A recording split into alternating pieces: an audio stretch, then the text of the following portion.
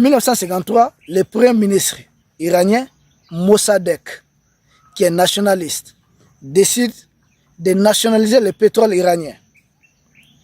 À l'époque, British Petroleum BP est triste, s'est fâché et a décidé de solliciter l'appui de la CIA pour empêcher que cela n'arrive.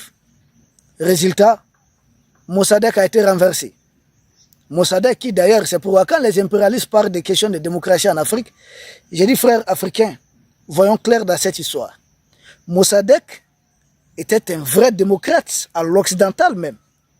Il a été élu, et il était laïque, ce n'était pas République islamique en tant que tel. Ils ont fait renverser Mossadegh pour des raisons de pétrole. C'est là qu'ils ont amené les Shahs. Les Shahs, vous voyez son fils en train de se remuer, voilà, de gauche à droite. Et les pays africains aussi, quand nous avons eu majoritairement notre indépendance dans les années 1960,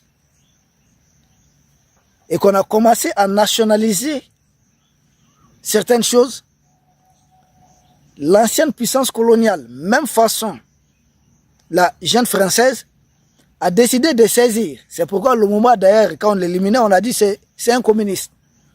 A décidé de saisir la CIA et autres services de renseignement des impérialistes, commencer à faire des coups d'État, voire des assassinats.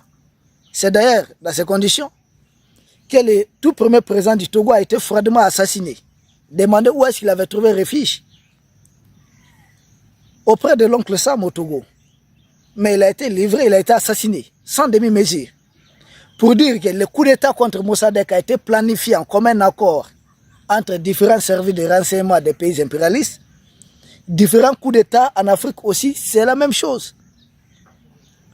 Les Shahs arrivent, on dit qu'il impose une dictature avec sa police politique SAVAK, qui fait beaucoup de milliers de morts. Les impérialistes continuent à se faire couler le pétrole. Entre-temps, il y a une frustration parmi les populations iraniennes. Il y a un soulèvement. Il y a une révolution vraie. Et en Afrique, ils ont imposé aussi, quand ils ont éliminé nos vrais pères de l'indépendance, ils ont imposé certains qui étaient devenus des vrais dictateurs contre les intérêts de l'Afrique.